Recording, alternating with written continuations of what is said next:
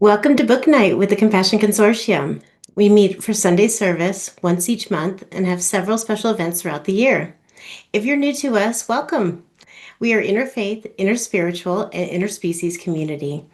I'm Jen Baker, joined by Reverend Sarah Bowen, Victoria Moran, Reverend William Melton, and our tech guru Phil. Tonight we're thrilled to welcome Elizabeth MeLampy, author of Forget the Camel, The Madcap World of Animal Festivals and What They Say About Being Human. Her book takes us from Alaska's grueling Iditarod to the Rattlesnake Roundup in Sweetwater, Texas, and from the quirky Jumping Frog Jubilee in California to groundhog weather predictions from Punxsutawney Phil in Pennsylvania. Through these vivid stories, Malampy explores how animals are used to build identity, celebrate tradition, and sometimes blur the line between reverence and exploitation. Inspired by the pioneering work of her grandmother, veterinary anthropologist Elizabeth Atwood Lawrence, Melampi retraced her footsteps to examine how animals are woven into human traditions and what that says about us. Get ready for a lively conversation about culture, empathy, and how compassion can help us reimagine celebration in a more ethical, respectful way. Thank you, Jen. Welcome, welcome, welcome, folks. We are so glad that you're here. I'd like to start tonight by inviting you all to the bookshop. So, imagining that we are all together in one space, we've driven our cars there, or walked there, or taken a bike to arrive at the bookstore.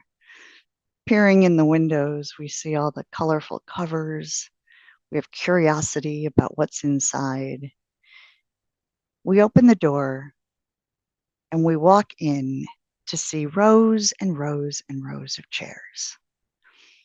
You survey those and you decide which one you'd like to sit in. The author has not arrived yet, but in the front there is a table full of books. They look like this. People are milling around with a bit of excitement, saying hello to the people they know or meeting new people. Choose your seat. And as you do that, I invite you just for a moment to notice the seat you're in and how it feels. Is your seat tonight hard, wood chair? Is it soft? Do you feel like you have a lot of space or a little bit of space? Settle into your chair.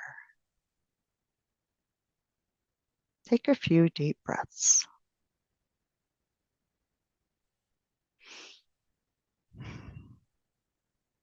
We are hoping tonight to give you the atmosphere of a bookshop, of an author talk, hearing from the author directly. Then we'll engage in a lively conversation with some questions that I've got for the author. And then we'll get to your questions for the author, which you'll be able to put in the chat to me. You'll notice that the chat is actually off in Zoom today to help us keep focused and give us that bookshop feel, as opposed to having a lot of other conversations going on at the same time, to really enjoy just coming and receiving something. If you have some thoughts that come up that you think you might want to bring into the Q&A, write them down on a little piece of paper. Have some paper and a pen next to you so you don't lose track of them. And then when we get to the Q&A, if we haven't already circled around that topic, bring it in so that we can have a nice, rich, full conversation tonight. So welcome to the bookstore. All of a sudden you hear a little bit of a hush and you notice that the author arrives. She comes up, sits at the table, opens up a copy of her book, and she begins to read. So I invite Elizabeth on screen, Phil, who will share with us the opening to her wonderful book that we're talking about tonight, Forget the Camel. Elizabeth, the floor is yours. Thank you so much. And thank you so much for that introduction. I'm really thrilled to be here. So I'm going to read just the preface of my book, which is just a couple pages to sort of give you some of the flavor.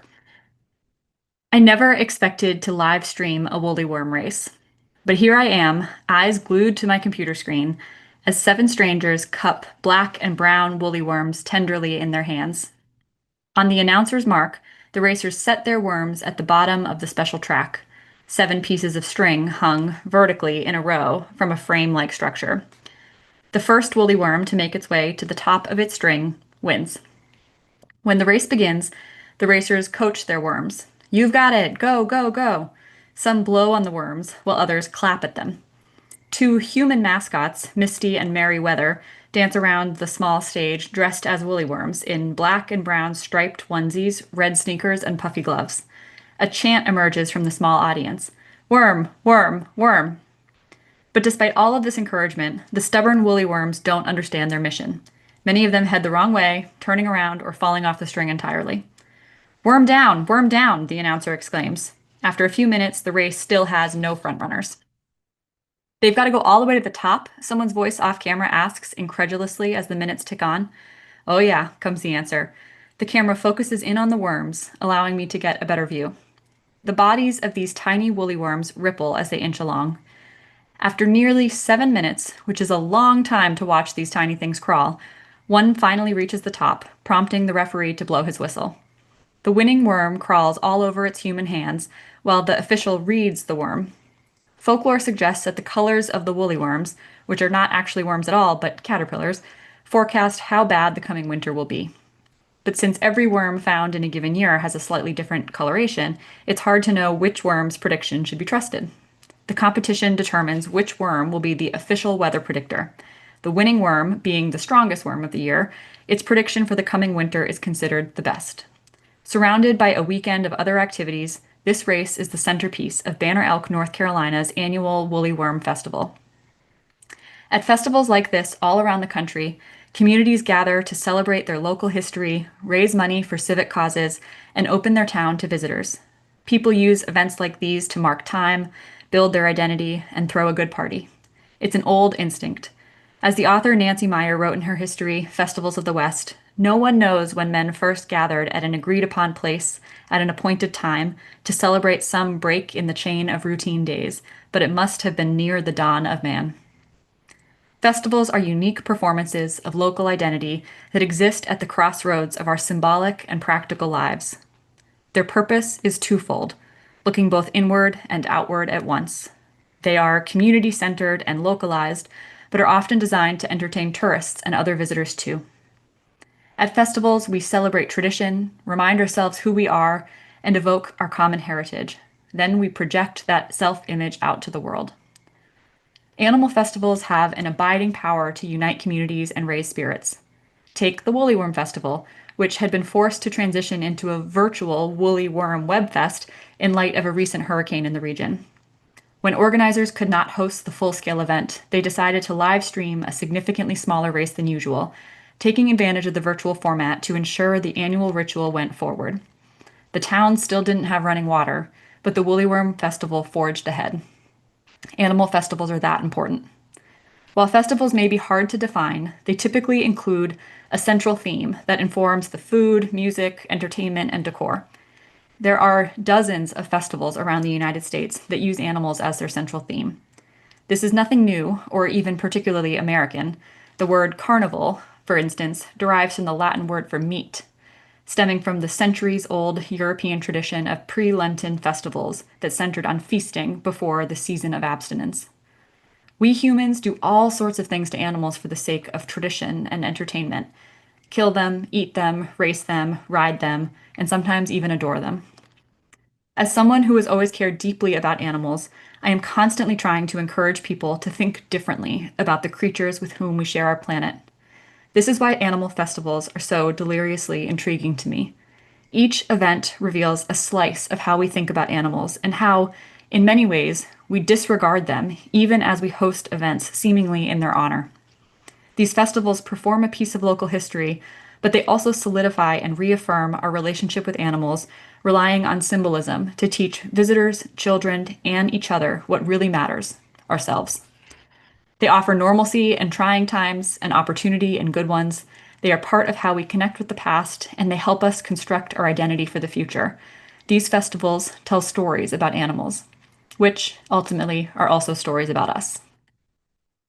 Thank you, Elizabeth. So, folks, that gives you a good kind of entry point into the book, I think, and what we're going to talk about tonight.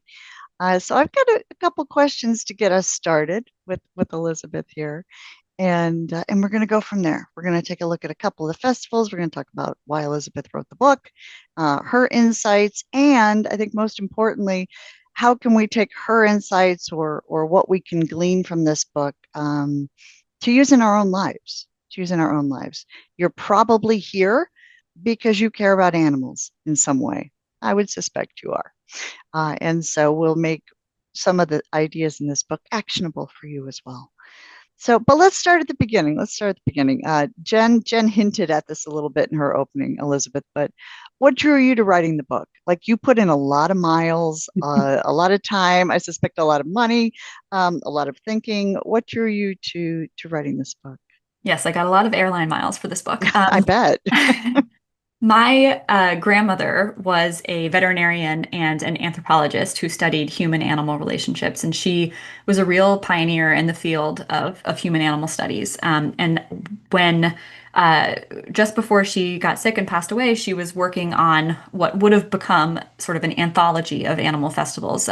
She was really interested in the ritual of them, the symbolism of them, and she had traveled to many of the festivals that I went to for this book and started to just take notes, do research. She had sort of news clippings and articles and that sort of like intro, kind of getting your feet wet work. She had some drafted stuff. Some stuff was lost to the time of the 30 years that passed between us, but she really had started to conceptualize kind of like a academic anthology of what animal festivals around the world are like and what they offer to communities and to animals. And she passed away before she could finish the book. And it was around the time of COVID that I was reminded of one of the festivals that she had attended. And so dug up these old boxes of her clippings and notes and post-its and all of that, and was able to sort of string back together where she had left off on this work. And I think when I first started, I thought, maybe there's nothing there. 30 years have passed. So I started Googling some of these things and just like kind of seeing what was left. Like, what are these events still happening? Some of them seem pretty far-fetched. You start reading about jumping frogs and some of these things, and I was so surprised to find that every event that that she had researched and that she had visited, except for one, was still happening, and many of them have even grown, both in scale and sort of in concept. And so I think to me that was something really exciting, where not only could I pick up the work that she had started in the 80s and 90s, but there was something bigger, something different going on that I, situated now in this era, in this time, with my particular background and experience, could sort of take and run with, which I tried to do. I tried to stay truthful to her original project, while also, being honest as my own writer and my own thinker, which was really fun. My grandmother passed away when I was 9, so it was really a beautiful and lovely experience to get to sort of know her through this project, which I didn't have the chance to do when she was still here. But I like to think that we've had many conversations kind of over the course of this project in some ways. I love that aspect of it. When I wrote my first book, it was based on my dad's sermons. And I felt like I got 7 years back Yeah. because I was having these conversations with him about really, or what do you mean here? Or why couldn't you Right. write more legibly? Or some of those kind of things. We have a photo of your grandmother. Phil, can you bring that up just so we can put a face? So tell us about this photo. Do you know much about this photo? Or I is it one don't. of those that you found in the box? It wasn't in the box. It's with one of her very favorite horses. My grandmother had a horse farm for many years. When I was little, they still had their horses and their goats and other animals. When I say I grew up, loving animals, I really mean it. This is like in my blood to have animals kind of all around you, and as members of the family, it's certainly the legacy I was given. It feels good to presence her visually here, as she's presenced in your memories and your recollections and her work in the book. So thank you for sending us that photo. So I have a squirrel taking care of the book for me for a moment here. He's a new squirrel. For those of you who know me, this is a new squirrel. So I had many post-it notes and many tabs that as I was reading this book, um, it just thoughts and things and circles and diagrams and questions that I had. You ask a lot of questions in the book too. You have a beautiful way of being kind of journalistic about saying, here's what's going on, and you have a lot of grace in kind of describing what's going on. And then you start asking a lot of really interesting questions. And I think that's the place where those of us who are advocates and activists start to get curious too about some of these questions. So there are, let's see, how many festivals total did you have in here, Elizabeth? I got to count. 8. 1, 2, Yeah. 8. So there's 8 total that were selected here as the final ones. We're going to take a look at 3 of them. Phil, could you bring up slide 2?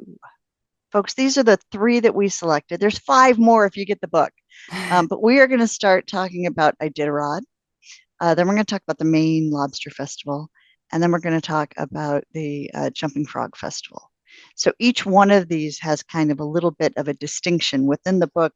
I really like what Elizabeth has done. She's kind of put this into 3 parts. The first is festivals around dominance. The second is festivals around humor. And the third are festivals around reverence. So really looking at the different ways that we interact with animals. So we're going to pick a couple of these and just kind of just zigzag our way around those for just a few minutes. All right, Phil, that's good with the photo. Thank you so much. So let's start with Iditarod. And I have a great curiosity about this one because on my first honeymoon, the husband I'm not married to now, and I was quite young, we went to Alaska for our honeymoon. And as one of those people who was not quite as evolved in my ethical thinking as I am right now, I wanted to do all the things that had to do with animals, and I didn't have a whole lot of discernment around some of the things that came along with that.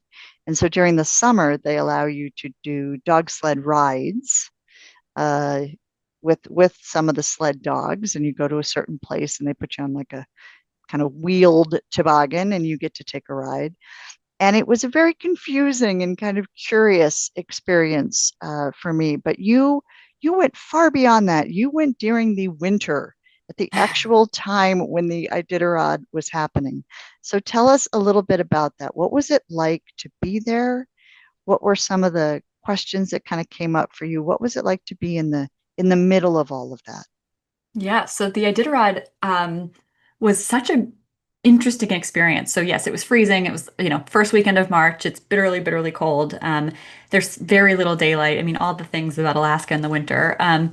That, there's plenty to be said there. I think the Iditarod, the Iditarod is the very first event that I write about in this book. I use it as the introduction. And I think, I'll say as a preface to the stories about the actual visit to the Iditarod is that I did not do these trips in the order that they appear in the book. So the Iditarod came about halfway through my research. So I had been to some festivals and still had a couple to go. And when I went to the Iditarod, I was really surprised at how sort of like what a big deal it was, which sounds silly. These festivals are all big deals in their own way, but the Iditarod, like in our hotel in Anchorage, we, woke up and got breakfast, and there was just like swarms of people in the lobby all dressed and ready to go for the Iditarod. Like it was a big to do, and I think because it was targeted in time, like the race started at a certain time, it really kind of focused the weekend around a very particular event. Whereas a lot of these other festivals that I attended are more sort of like sprawling over the course of the weekend. You can interact with animals in different ways. This was much more kind of like, there's one thing you're there to see, and it's the dogs taking off. And the Iditarod, it is a really complicated festival, which is why I use it as the introduction. I use it to raise questions, to say, our relationships with animals are not simple. They don't fall into neat categories. They don't fall into easy paradigms. I think something like the Iditarod is a perfect example of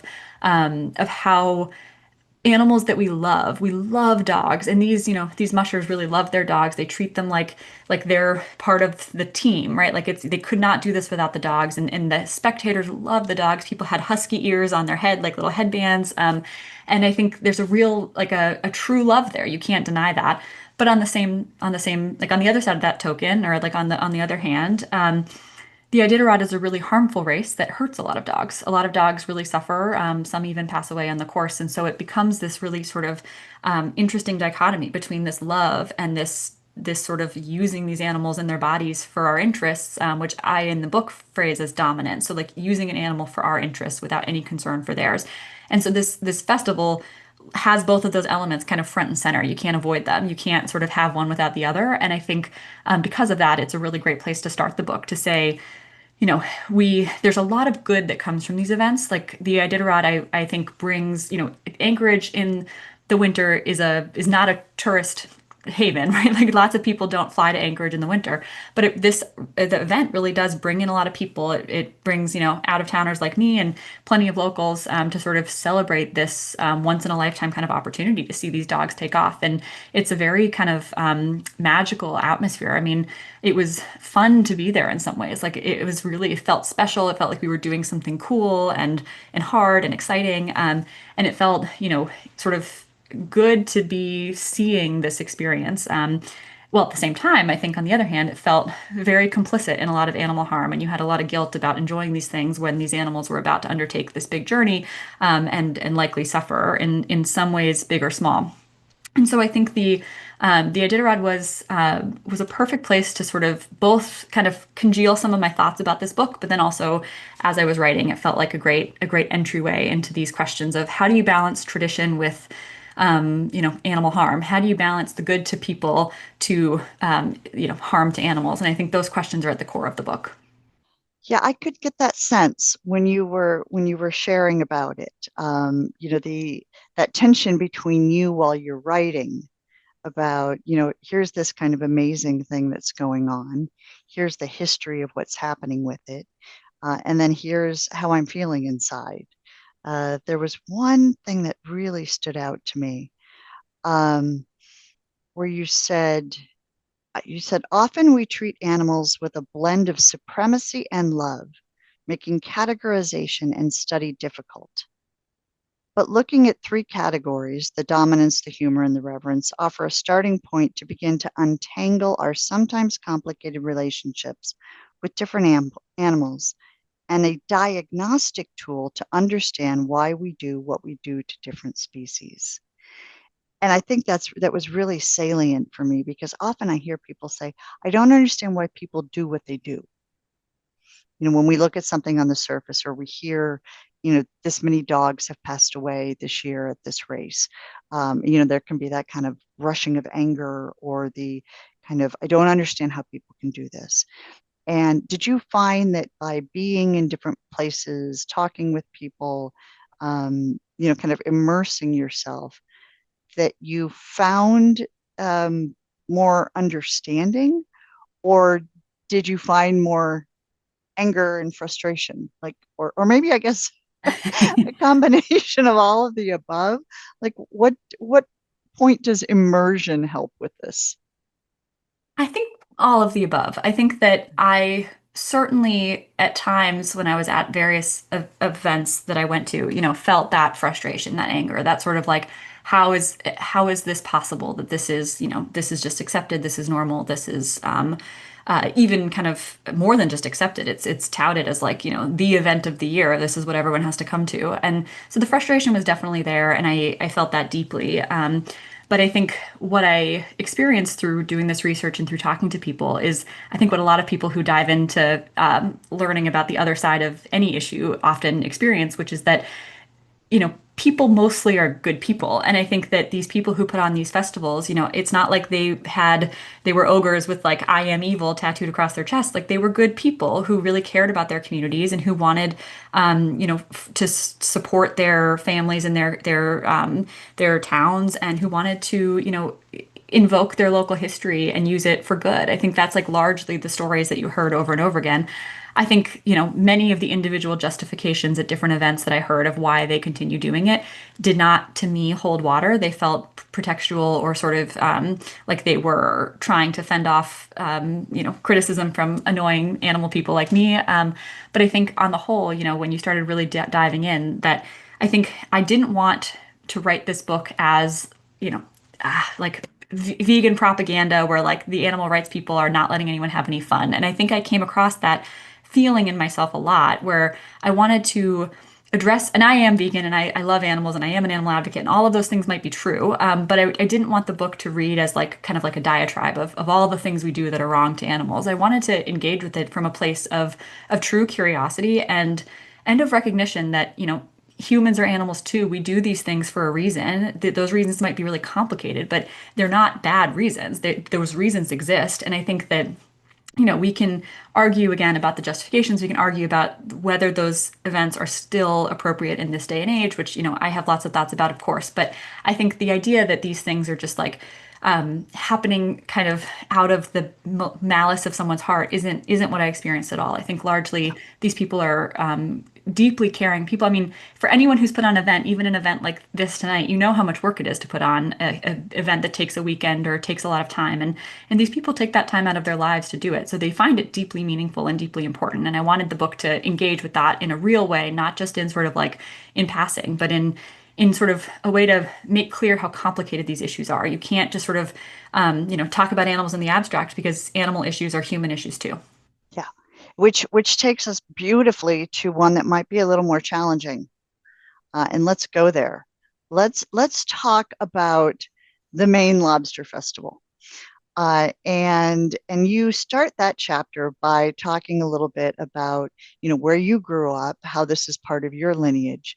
And I found myself thinking about there might be many of us tonight here who've had a lineage of lobster boils or something in our family. I lived in Omaha, Nebraska when I was a kid, and there was a big deal every year where once a year, because we'd finally gotten refrigerated trucks or something. I'm giving my age away here, but there would be a citywide order of lobsters, Hmm. and people would make their order because we didn't normally get lobsters in the middle Right. of Omaha, Nebraska. And they would come in, and families would gather together, and there'd be the pots, and there'd be ceremony around this. And I remember my father saying to me, okay, so now what you do is you rub their tummy and they fall asleep, and then we drop them in the pot, and then they don't feel it. And I remember as a 7-year-old being like, that can't be right. Like, I'm in science class and that can't be right. But that was, that was the mythos, or that was the story, that was the ethical justification around what was going on. But again, there was a lot of joy. It was a big event. There was a lot of complexity to that. And as a child, not a lot of not a lot of place to push back. It was something that you kind of watched and tried to figure out, what's going on here. So you talk about that for yourself, about going to this event, the different things that are going on. There's also a very interesting piece in this chapter where your wife is attending the event with you as well.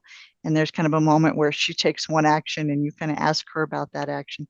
Can you tell us about, how the Lobster Festival was for you? Because it is so entangled in the economics and the work identities of an entire state, Hmm. really, at that point. So tell us your observations from the Lobster Festival. Sure, it's a big question. The Lobster Festival, in some ways was the easiest to attend because it felt like home. I mean, I'm from Massachusetts, and I very much grew up kind of like in the New England, world where lobster and seafood and all of that was such a big part of my life. And I think when I got to this festival, it felt unlike the others where I was in a different state, sometimes a brand new state, kind of engaging with something that was totally outside of my sort of frame of consciousness. This event felt like I said, like coming home.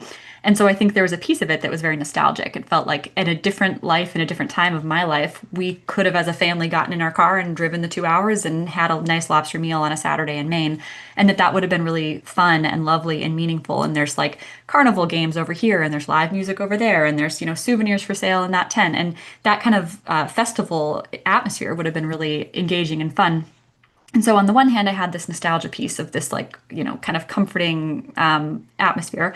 And then on the other hand, I had my like more like current mindset about animals, which is similar to how you just described, this sort of deep distress at the idea of how many animals are actually being pretty horribly, if you believe that lobsters feel pain, pretty horribly killed, kind of in public for fun. Like there is this sort of kind of carnival, sort of like spectacle-y nature to it too that felt kind of unsavory. And so I had those two pieces, this sort of, now I'm a vegan animal person. And so I have this piece in my brain. And then I also have this deep comfort with this world, deep care for these types of communities because I grew up in one just like it. And I think those two warring pieces were omnipresent while I was there. And I think I wanted to include the Maine Lobster Festival in part for geographic diversity. A lot of the festivals that I attended, because of my grandmother's interests, were in the West, and it felt really important to me to sort of show by example that this is like it's absolutely a national phenomenon. And just because it might be more comfortable for me to go to a New England festival doesn't make it not an animal festival. It's very much still worthy of consideration and inclusion in this book. And I also think that there's a lot to be said about which animals are treated in which ways. And the Lobster Festival was an interesting sort of event to talk about that. So lobsters, they're not the most sort of fluffy, touchy-feely animals. They don't look like us. They don't sound like us. We can't really engage with their experiences of joy or pain in a way that is understandable. Whereas, dogs, like in the Iditarod or animals like that, we really intuitively feel like we can have some emotional communion with them. And so lobsters, I think it's an interesting way to dive into like the question of why we treat different animals differently. Like if you boiled a dog alive, you'd face some serious consequences. And I think lots of people, most people, I would say, would think there was something really wrong with that. But if you boil a lobster alive, that same fact doesn't hold. And so I think there's some really interesting threads to untangle there. And the Lobster Festival became a really important place for me to do that in this book because I was able to engage with my own kind of preconceived notions about it, rather than just sort of talking as an outsider about a different community. Yeah, I think that's a really salient point. So folks, if you're listening right now or your future people, hello future people, or those of you who are with us tonight, think for a second about what kind of festivals did you attend when you were a child, or what was part of your family's, practices? Were you in an area where there were, Future Farmers of America or 4-H fairs? Did you go to the county fair to play on the midway, right? Or did you go to different kinds of events? And what in there might need to be healed, or what might need some help kind of unraveling. I think your book is really useful for that, Elizabeth. It was for me. I was like, Thank oh you. yeah, we used to do that when I was a kid, and we used to do that, and we used to do that. But one thing that we did not do was jumping frogs. We collected frogs, and I feel a lot of guilt about that, and have done some penance for collecting frogs and putting them in mason jars, right, to look at them and kind of check them Sure. out. Same thing with fireflies, right, as a child. But so you go all the way back to Mark Twain and the jumping frog of the county I can't pronounce, Calaveras County. Yeah. Calaveras County, right? If any of you had to read that story, and I think that we had to read it in ninth grade or so, and you go to the actual festival. This is very interesting to me because it's a frog jumping contest, and there's different ways people that they call jockeys, are trying to get these frogs to jump, and you can rent it. You can rent a frog if you're just like a normal people like me. And you can just rent a frog and try your hand at it. But a really interesting piece in this for me, Elizabeth, was you start to talk about some of the animal welfare issues that have been raised around this, which is supposed to be kind of a humorous and fun-filled and kind of silly, as opposed to the Lobster Fest, where we know what's going on there, right? But you talk about the idea that there is a frog spa there, where they play music at night for the frogs, and it's calm and it's cool. And you're kind of thinking about, are these things the frogs might want? Is that like, do they need this, or they don't need this?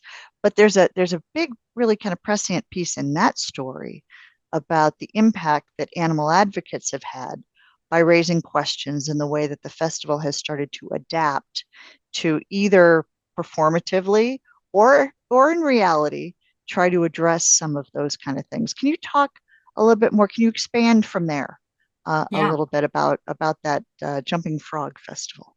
Definitely. So one of the questions I get asked a lot about this book is if anything has changed since my grandmother was doing this work? Sort of like I have this magic kind of in some ways window into what these festivals were like 30 years ago from an attendee versus my own experiences now.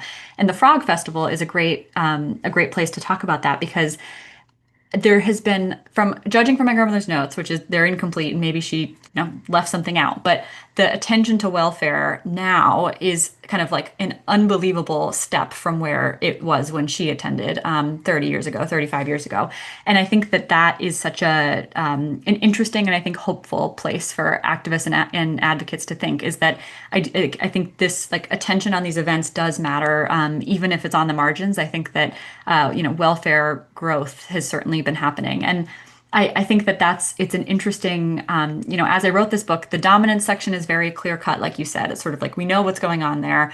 And honestly, the reverence section in some ways is pretty clear cut too. Like we know how to spot those festivals when we see it. When you hold an animal up and you say like, wow, this animal's so great. Let's talk about that animal. Those are simpler in some ways. But this middle section on humor, I really felt like as I worked on this book, became kind of the heart of the book. Like the humor section is the complicated part. It's where things are in flux, things are happening. These animals are in between the dominance and the reverence. Like we like them well enough, we respect them well enough to sort of not purposefully kill them, not purposely torture them, but we also don't respect them enough to actually kind of like let them be themselves. We still want to use them in these ways kind of for our own use. And so humor, I think, is like actually where the action is. It's like where the change is happening. And so for this jumping frog contest, which is basically like you explained, it's a event where they try to get frogs to jump as far as they possibly can. And in order to do that, they sort of like have a bunch of techniques, but variations of getting behind the frog, like stomping at them, clapping at them, lunging at them. And the reality of what that is doing to the frog is terrifying the living daylights out of them. I mean, these frogs are jumping, I mean, beyond their body's limits. They're so afraid that they jump so far. It's their body's biggest and best chance at escaping a predator is what they're deploying there. And so I think there is this real question of, okay, we're not killing these frogs. We're not doing something so horrible. We're not, keeping them in tight conditions and sort of not giving them food or water, but we're also doing something that is not kind. It's not perfect. There's something a little untoward about what's going on with this animal in this place. And I think the welfare piece comes in as I think sort of a stopgap where once people start asking those questions of, hey, why are we doing this again? Is this okay? I think welfare becomes often the answer to that question that yes, it's okay because we take care of these frogs. Sure, we have them jump, but the rest of the time they live in this beautiful frog spa, they get a cockroach buffet. It's all wonderful. And so I think the welfare piece has been really interesting to think about and to track because I think it is part of the journey, and I think it's an important part for people to understand sort of like which animals are worthy of those welfare protections and when and why is a really interesting set of questions. But also, what is welfare doing to all of us? What is welfare hiding? What is it making us forget and ignore? And I think those questions are also really interesting. And I think the next step in the journey is welfare enough? Is it enough to protect these frogs that we put them in a nice, cool frog spa? Does that make it okay to then terrorize them kind of in public on a hot stage? And I have my own answer to that question. Everyone here might too. But I think that's kind of it. The humor section is where that journey is happening. Yeah, thank you. All right, so folks, I'm going to ask Elizabeth two more questions to start wrapping up our portion here before your Q&A. You can start to go ahead and in the chat, you can chat your questions either to me, Rev Sarah, or to Compassion Consortium, which is Phil, and he'll get them to me and we'll get to those. So get those coming in and we'll start selecting some of those and asking Elizabeth about them. I have one big question I've been waiting to ask you now that people have a kind of a feel for the book and all of that kind of stuff. How did you manage your emotions of going through the process of learning about these festivals, being at these festivals, writing about this? What skills or what tactics were useful for you when you found yourself becoming, a little, I like to say prickly, a little prickly or a little sad or a little angry or whatever the emotion was that came up for you? What was helpful? It's a great question. I think that, many, many times throughout this research, I found myself feeling exactly that, prickly or sort of deeply sad. Especially the dominance festivals, they're hard to watch, they're hard to think about. And I think, there's in my book, I include an appendix of like 60, 70 additional animal festivals that I came across in my research, but for various reasons didn't sort of focus a chapter on. And many of those festivals, yeah, it's a lot. Yeah. Many of those festivals, based on my like online research, I didn't attend, also fall into this category of like things that I think turn my stomach, make it really hard to think about like engaging with or attending or sort of understanding really. And I think when I felt like that, it's really for me was important. I had like, I guess I had to keep my overall purpose in mind, sort of that if I didn't go and watch these things and witness this and sort of take this into my heart and into my brain, I wouldn't have been able to write the best chapter I could have, which then would have meant that those animals that suffered and in many cases died at these events wouldn't have had their stories told. And I think that purpose really kept me going. There was the other event in the dominance section is it's called the Rattlesnake Roundup in Texas, and that event was really hard to see. They kill a bunch of rattlesnakes kind of in public, and I dreaded going. I knew what was going to happen. I had interviewed people and I felt so anxious to go. I felt like I had never seen anything like it and didn't particularly want to. And I just kept that purpose in my head. Like as I got on that plane and sort of like made that drive out there and then saw it, went to the first day of the festival and saw everything for the first time. I tried to go to sleep that night and like these images are flashing through your head. And I just think like keeping the purpose front and center, like the why. Why am I doing this? I'm doing this like for those rattlesnakes. I'm doing it for the rattlesnakes in 30 years from now, who hopefully will be spared because my book contributed one tiny piece to the like momentum against events like this. And so I think the purpose for me feels really grounding and really helpful to remember the why. And the why for me is worth it. Like I want the world to be a better place for animals. I say that all the time. It's like it's my deepest desire. And so if I really want that, then I think it is about having some of these hard conversations, hard experiences, and then figuring out a way to make that palatable or at least reachable for folks. So I that's part of the challenge of writing about animal issues is often that what happens to animals is often really hard. It's really hard to talk about, hard to visualize, hard to think about. But it's if you don't talk about it, think about it, visualize it, you can't kind of make the next step to change often. And so as a writer in this space, that's the challenge is making the unthinkable palatable enough that people are willing to engage with the questions and thoughts and ideas.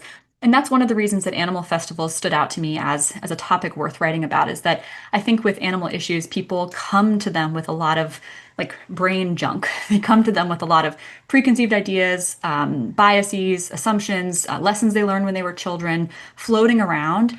And like I've experienced this in my own life. Sometimes that can make you defensive. Like your first response when you hear something about, something bad about animals or something about an animal issue, you can think like that kind of rising junk in your brain kicks in a defensive mechanism and it prevents you from really engaging with the questions thoughtfully. And so I think animal festivals to me felt like an interesting thought exercise where most people don't know a lot about most of the events that I chose, and that was purposeful. I didn't pick events like the rodeo or the Kentucky Derby or some of these big events that everyone knows about. I picked some quieter ones, in part because I think people would come to them, I hoped, with more of an open mind and more of an ability to read what was on the page and really take the words in without letting that brain junk kind of jump in for me. I really wanted to let the arguments kind of speak for themselves. And so again, the purpose of why I was doing all of this, why it was important that I was the person writing this book, kind of gave me that motivation to keep going and deal with some of the harder emotions. I also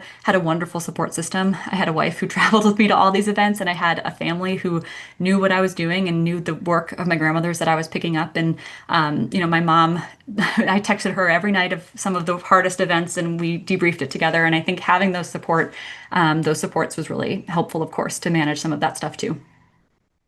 As a chaplain, I'm going to double down on that. Yeah, folks, we don't go into these endeavors on our own, right? As isolated people, we need support networks around us. Mm-hmm. So the last question I'm going to ask you, and then there's some good ones that are starting to come in through the chat, so we'll get to those.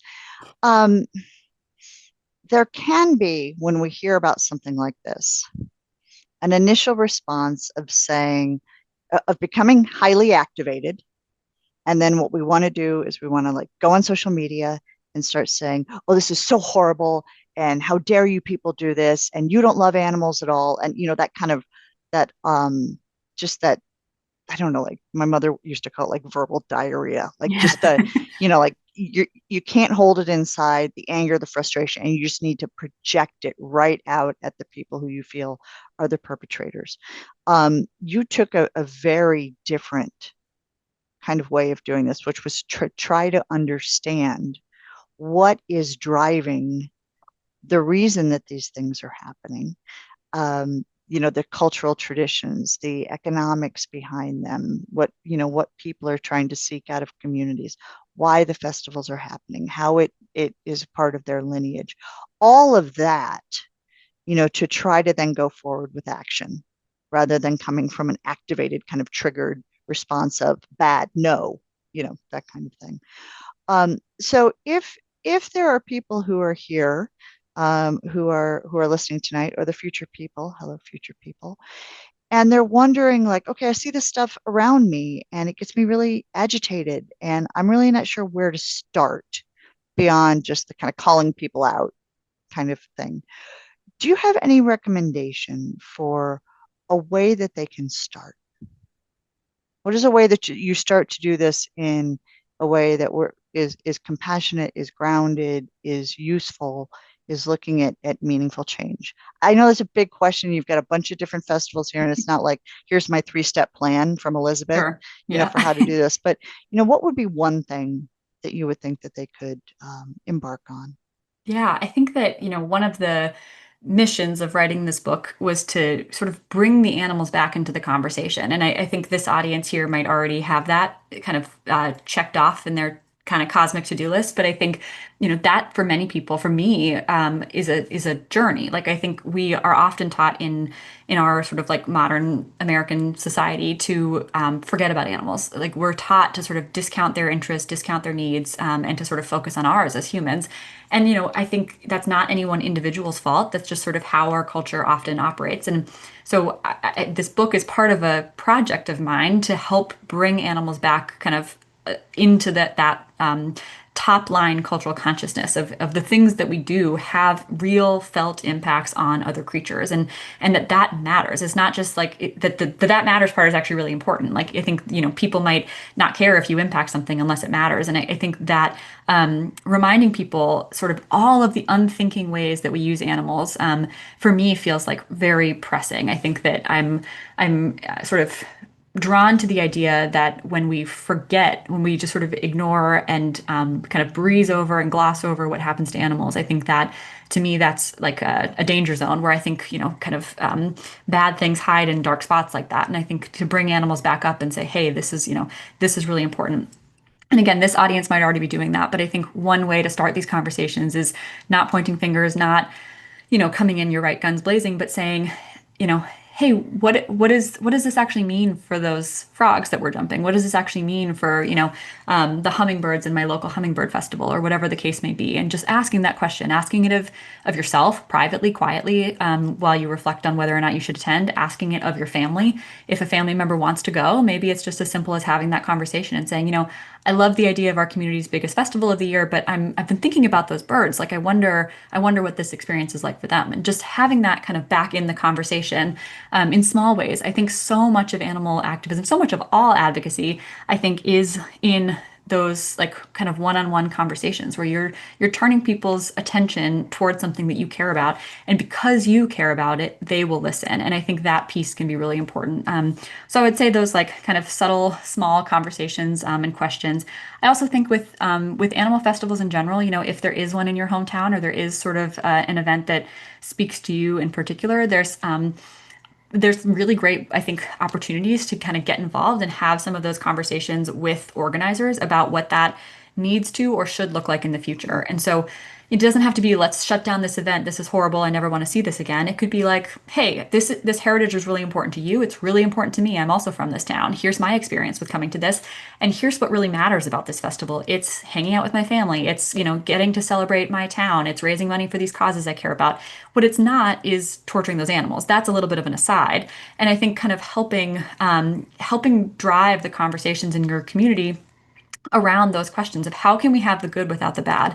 And I think, maybe that's as simple as having a conversation with someone. Maybe that's starting a campaign. Maybe that's running for some sort of position of leadership yourself in the organizing of those festivals and helping shape the next generation of what that looks like. But I think that these festivals, one of the reasons I pointed out the appendix is that I think Animal Festival seems like a really niche topic. It seems small, every event maybe has 10,000 people. These are small events. They're not really moving the needle in terms of big picture animal advocacy. But I think when you start zooming out and you start seeing how many dozens of events happen and how many, dozens, maybe hundreds of communities around the country, and you start seeing what happens at these events. It sounds like I think you and I have both mentioned experiences even in this conversation about how when you're a child or you're young, you learn at these events. You look around, you see how your parents interact with those animals. You see how your friends interact with those animals. You see how the organizers are telling you to interact with those animals.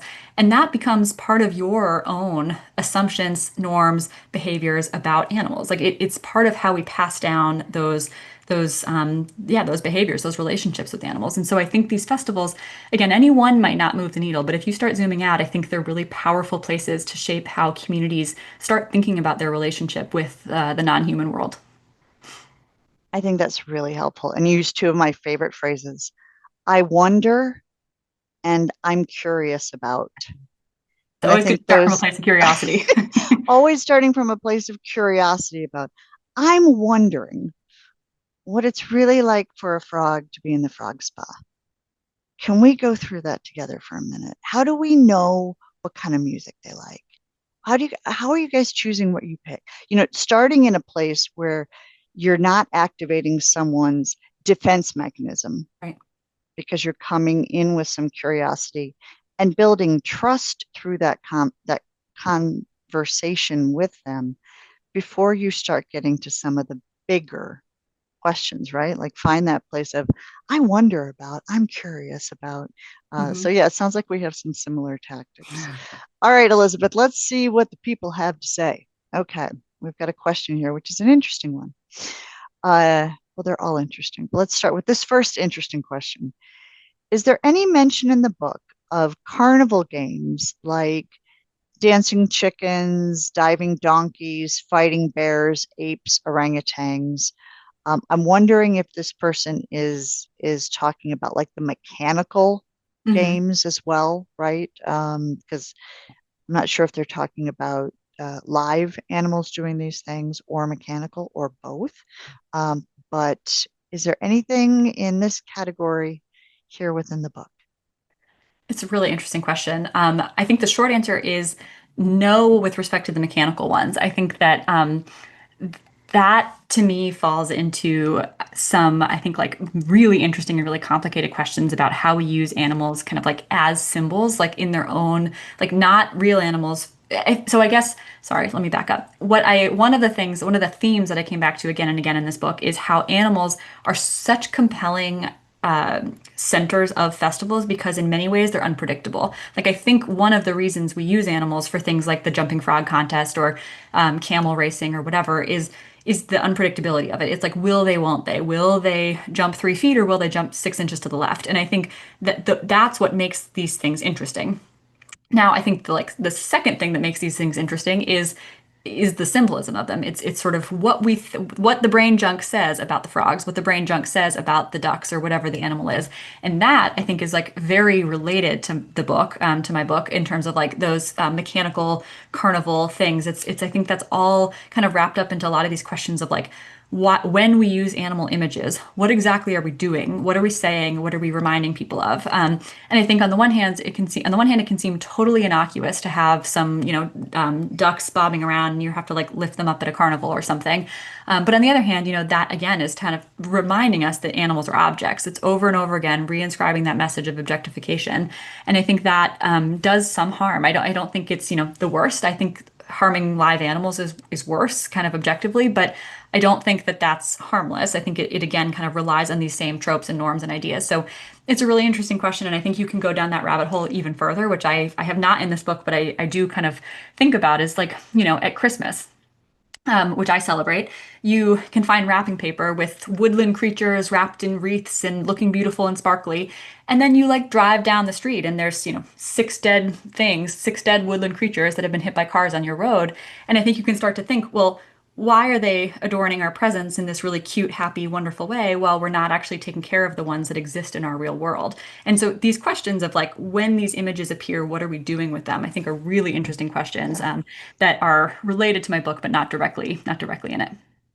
So, and this person has given me a clarification as well, which is, did any of the festivals that you went to have paid fighting of Mm, animals as part of the festival? no. So um, largely, fighting is um, most states fighting animals is illegal to some extent. So there's often protections against like dog fighting, cockfighting, other animals. I think they fight all sorts of animals, but I think in many states that's prevented in the cruelty codes, not in every state to my knowledge. I didn't go to any of those in large part because I think those are often kind of like smaller, more kind of like they happen kind of like all the time. The events that I chose for my book are things, not all the time, but sort of more in smaller kind of like back room situations. I think Underground. yeah, Yeah. yeah. Yeah. The events that I focused on in my book, I focused on in part because of their sort of like larger symbolic meaning. So every event is something that brings, the smallest one I think is probably a few thousand people. Most of them bring over 40 or 50,000 people kind of like to the event for the weekend. And so that I like wanted there to be like enough there to write about sort of the cultural background and kind of get into the community who's putting on this event. So I didn't focus on fights. I also think that those fights are like moving, hopefully continuing to move out of fashion. And I think that, I focused on some killing festivals in my book, the lobster festival and this Rattlesnake Roundup. And those were the closest I came to kind of that more unseemly part of this world. Yeah. I liked that distinction of where you near. I mean, there's so much, folks, that we can talk about, right? And there's so many different places and things that come up. And some of your questions are raising these kind of things too outside of the topic of animal festivals, right? Where are these other places we see things happening? What I think is interesting is as we see more circuses, going to the wayside, replaced by things like Cirque du Soleil and things like Mhm. that, right? Or 3D hologram circuses or things because they've gone out of favor, right? In a lot of places. Animal festivals, the ones that you're choosing, are kind of sanctioned by entire communities. These Yeah. aren't things in a back room, right, where we have some laws and we need to get the right people in there to be able to enforce those laws. These are sanctioned by communities and they have deep cultural and traditional and economic reasons that trying to address them makes it difficult. This isn't Mhm. something where you say, okay, well, there's a law against this, let's stop it. These are big impacts to communities that rely on. I think there was one where there was a town of 4,000 people and the festival brings in 50,000. Mhm. That's a hard thing to just shut down. How do you try to impact better welfare for animals or non-use of animals in a situation like that and keep, deal with the jobs, the identity, et cetera, et cetera. So I like that. So just so to be clear of what Elizabeth is addressing in this book is really focused around some of those kind of things, even though we're asking some other good questions for your opinions here. A comment that someone shared that the jumping frogs reminds them of, people who scare cats with cucumbers for online content or Mhm. confuse animals by, like pretending they're dead and then jump up, or all of the stuff we're seeing on Instagram, right? Or that Mhm. kind of Absolutely. ways of of doing these kind of things. It's Let's talk about rattlesnakes for a second, because we sure. didn't talk about the Rattlesnake Roundup tonight. And those of you who are very interested in this, get the book. The book looks like this. It's a great read. It's on Kindle, and it's anywhere you get your books. We'll give you a link at the end.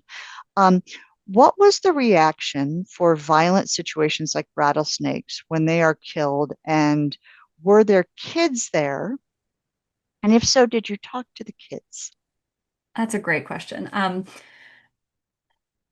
So I'll take it, I guess, in the two parts. So the reaction to the violence, I think, is a really complicated question, because I think the question sort of like assumes a baseline agreement about what counts as violence. And I think there so the rattlesnake roundup, they kill the snakes very graphically. It's a hard event to see, and there's they basically they it's not a pleasant death for the snakes. And so that's a kind of like a fact to me as an animal person who believes that snakes feel pain and experience the world in a way completely different than us, but in a way that matters.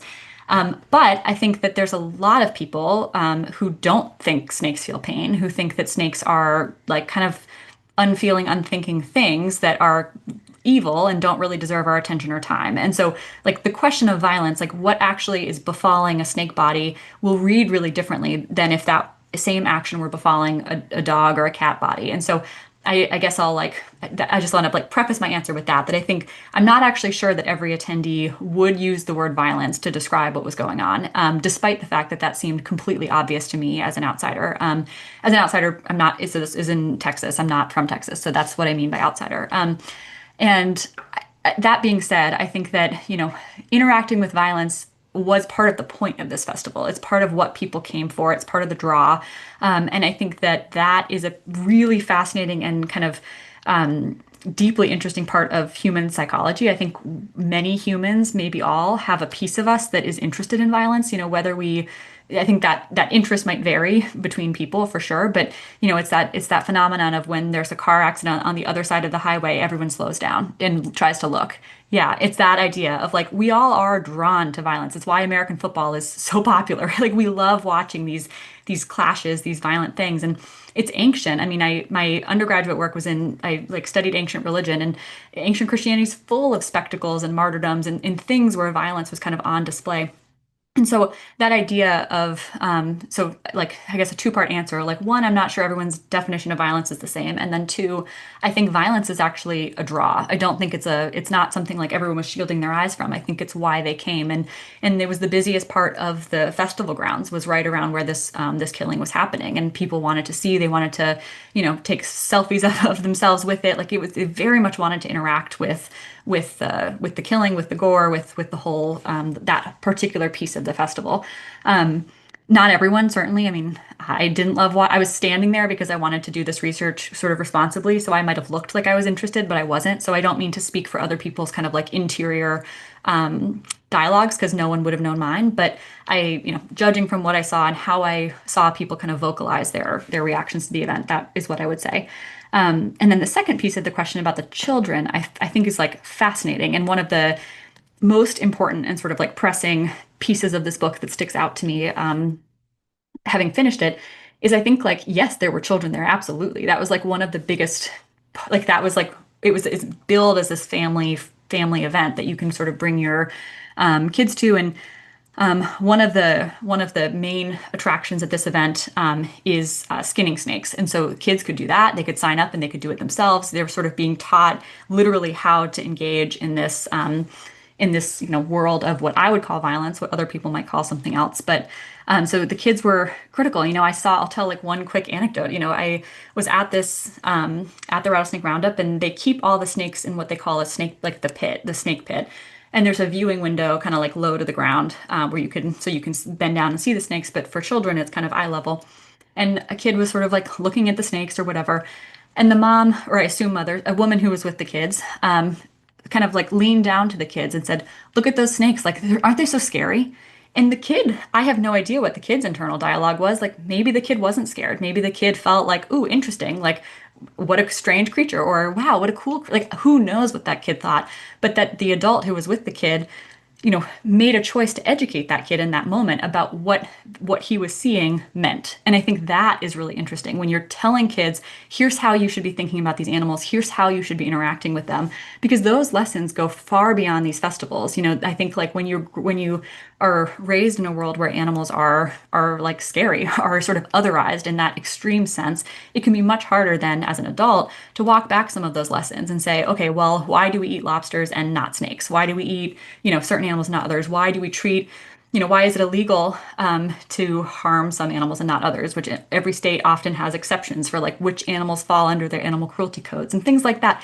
And I think those questions become so much harder to untangle as an adult because you were given all this brain junk as a kid about what animals should and shouldn't mean to you.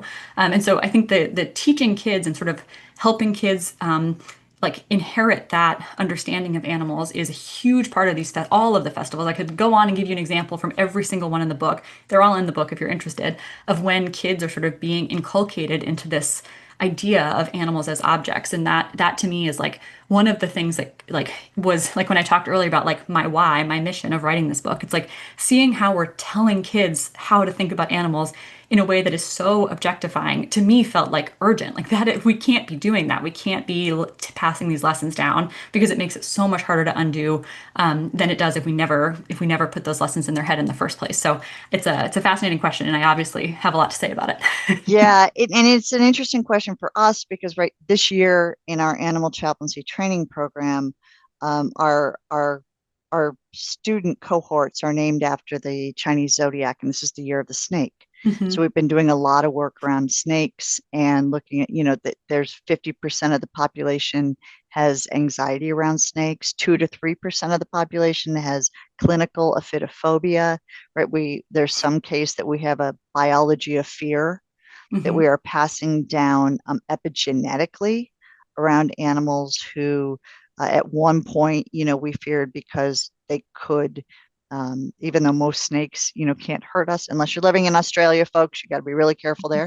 But, a lot around the snakes where there's a danger element Mhm. or different animals like that.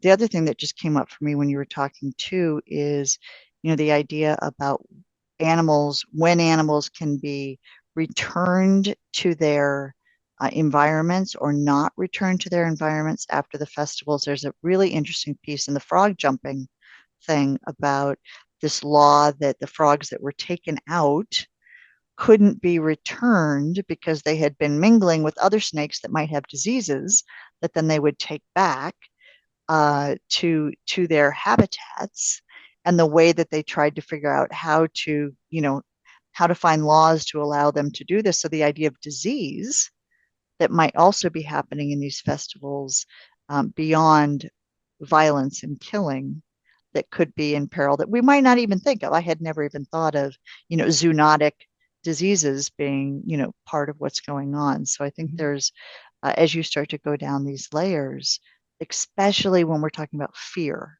Mhm. fear of disease, fear of killing, fear of being hurt, isn't that snake scary? So that, you won't come home with one in your pocket, my son, my dear little son. All right, so here's another one. Let's go to pigeons. All right. And folks, some of your questions, I'm just based on our trauma informed policies that we have around here, I'm going to alter words a little bit sometimes, but try to still get the sense of your question. But someone wants to know your opinion on pigeon shoots.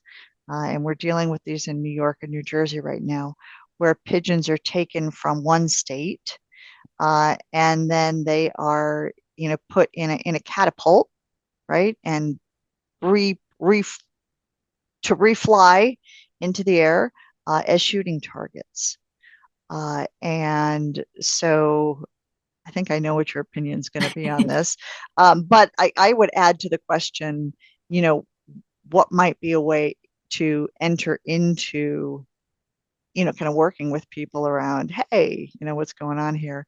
And this person also asked if catapults had anything to do with cats. They don't, actually. If you look at the etymology, I did look it up. If you look at the etymology, it's cat, K-A-T, which from the Greek, which is to hurl or to throw. But any thoughts on pigeon shoots? Yes. So way back at the start of this event, when I mentioned that every event that my grandmother went to except one is still happening, the one is a pigeon shoot. So I'm so glad you brought this up. I almost never get to talk about it because no one asks. But the pigeon shoots, my grandmother went to a pigeon shoot in Higgins, Pennsylvania, that has since been shut down, largely due to sort of pressure, but also a successful litigation campaign in the state of Pennsylvania. So this is like, I know there's a lot of like advocates listening. This is like a huge example of how advocates like kind of over decades did the work and the event got shut down. So like now we are no longer having such a big kind of like 10, 20, 30, 40,000 people event where people are witnessing this kind of harm. So I think it's an example for sure of how advocacy can work. Pigeon shoots, I think, to me, fell right in line with the Rattlesnake Roundup. I think when animals are being killed sort of just for fun, just because they're really sort of disposable, I think it's all sort of the same logic. And if the pigeon shoot had continued, I would have put it right in that section next to the Rattlesnake Roundup because of that. And I think, from what I've heard, I didn't attend a pigeon shoot because the one that my grandmother attended is no longer like kind of a public big scale event like that. But from the stories I've heard from people who were there and from my grandmother's notes, I mean, like I won't go into details, but those were horrible. They were horrible. The things that people did to pigeons were ghastly. And I think that goes to show, like, I think there's a reason why that event was the one that was shut down in the last 30 years, and some of these others have not yet. I think it's both a sign of like pretty like we talked about before, sort of like there's a lot of kind of anger and frustration you can get in about why do we do this to animals. But I also think that like the worst of what we do to animals is like our Overton window is shifting, and the pigeon shoot from when my grandmother was doing this work 30 years ago until when I did it has fallen out of that Overton window of acceptability. And now, maybe the Rattlesnake Roundup is like next up. I hope so. I hope that falls off in the next 10 years. I hope it falls off now. But, that I think we can see some signs of progress, even if it's slow and even if it takes 30 years. So I think that the pigeon shoots are awful. I wish they would all stop. That's my like short answer to this question. But I think the complicated answer is like they're part of this kind of mess of animal festivals that are rooted in culture, tradition, communities. I think a lot of them now happen at like local gun clubs, kind of like smaller scale, more like the animal fighting someone asked about earlier. I think some of them are smaller, and those events, like it's really hard to police what happens in someone's backyard, kind of colloquially speaking, whether it's a private house or like a club or something. I think those things, when they go quiet, it's a little harder.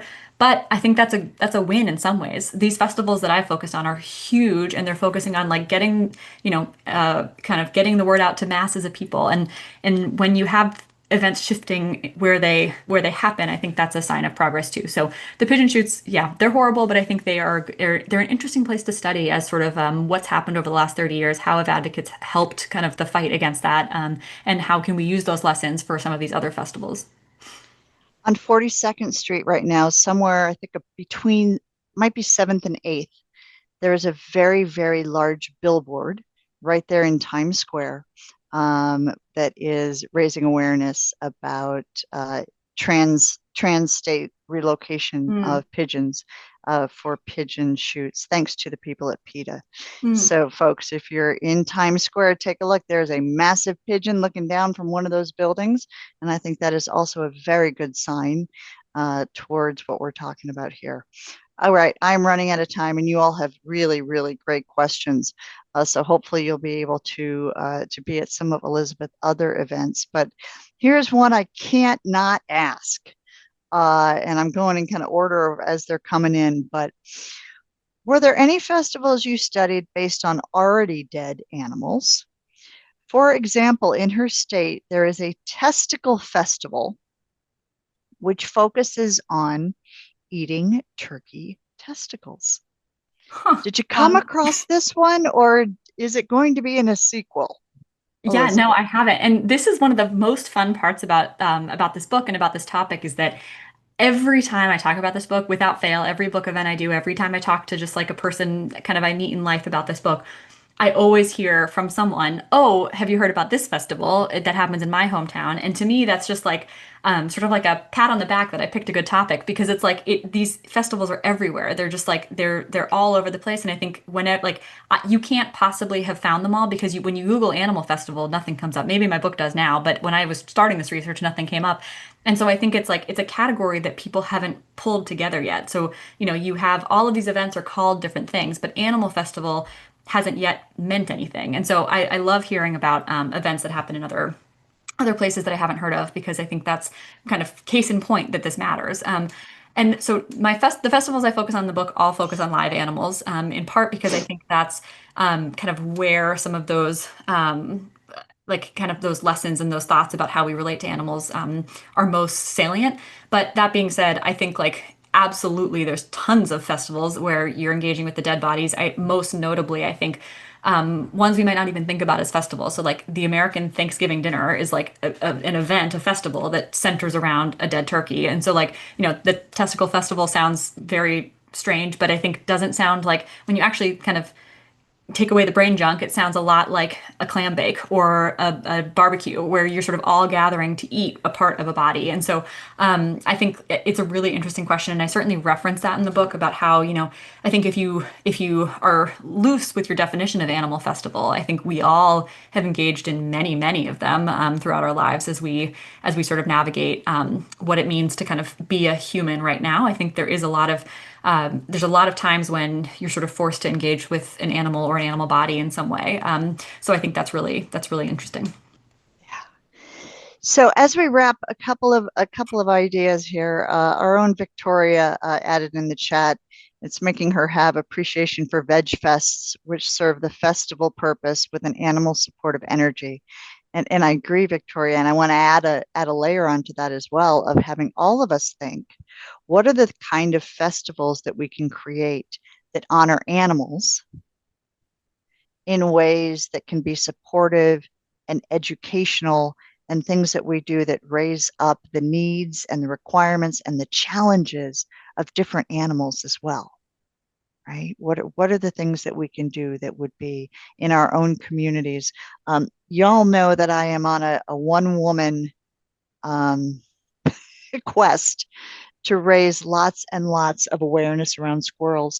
There is a festival that happens in the Pacific Northwest in a town that has built a lot of bridges over streets so that squirrels, it's called Nutty Narrows, was the first bridge, so that squirrels could go across from tree to tree without having to go across the road and get killed. And there's a squirrel festival every year. No squirrels endangered or hurt in the process, but awareness raised so that people will drive more carefully, right? And so that they will understand how very, very cool squirrels are. So what are the things that we can do? What are the things that we can do, as well as addressing where the problem areas are? What is the new model of the animal festival is a question I have. Phil, could you bring up slide 4? We want to make sure and that you all remember that the great folks at In Defense of Animals, IDUSA, have a take action page as well, where they have some really great, easy forms that you can use where they start to raise up different kind of things that are happening, different things that they're saying and things that they are addressing. And we do a lot of things with these folks. So we just want to make sure that any of you who are kind of leaving here with the what can I do? What can I do? That you might actually go to the IDUSA page as well. And I'm putting the link in the chat for all of you where you can take action on different things. And sometimes those are like the geese roundups and different things we don't like happening. If you could bring up the next page, Phil, here's another wonderful thing that you could do, which is grab yourself a copy of, oh my God, I'm going to say it right. Forget the Camel and learn more about Elizabeth's, some of the viewpoints, some of the questions you all were asking to that we didn't get to. What does Elizabeth think about this? Or what does Elizabeth think about that? Or how is she defining this word? Or what's she doing about this concept? Pick up a copy of the book and start to be in conversation with Elizabeth and with her work. Elizabeth, it was amazing having this conversation with you. I am getting kicked off the stage here. And Jen's going to replace me with some announcements and different things that are coming up at the consortium. But we will let you have the last word before Jen. Is there anything we didn't get to that was really important you wanted to say tonight, or you wanted to draw attention to that you'd like to do before Jen gives us a few parting thoughts? I'll say one thing really fast, which is just picking up right where you left off. This We've talked about a lot of the hard stuff tonight, and I think there's plenty of hard stuff in the book for sure. But the book ends in a hopeful spot, and I think, you just ended in a hopeful spot, and I want us all to end in a hopeful spot because I think that animal festivals are not sort of de facto bad. I think that there are festivals that use animals in a way, or that celebrate animals in a way that doesn't use them, I should say, that doesn't sort of objectify them. And the last festival in my book is an example of that. So I do try to offer a look at what the future of this might be. I think that as humans, we will always have animals be a part of our lives, our symbolic lives, our spiritual lives, our personal lives. I think we have, like, that's just part of human nature. And so the book doesn't say, hey, let's stop all animal festivals. The book asks some of these questions of how do we have a world that is more hopeful, that's more built around compassion, that takes animals seriously for where they are in the world. And I guess wanted to make sure that everyone understood that I don't know if I succeed, but I try to leave the book in a hopeful message, because I think that's so important. And you asked earlier too how I handle some of the harder stuff, and you can't do the hard stuff without the hope. The two are totally interlinked, and if you lose the hope, the hard stuff can become unbearable. So just because we focused on some of the harder pieces doesn't mean that the hope piece isn't there. So I just wanted to make sure I said that before we wrapped up. And I'm glad you did, because I really found reading your book enjoyable. I learned a lot. I didn't find myself kind of getting overrun with burnout or compassion fatigue of some books that I read that are just kind of like horrible thing after horrible thing after horrible thing. I found your writing really well balanced, very curious, wonder filled. Really, I learned a lot about animals. I learned a lot about frogs, for sure. Really interesting things.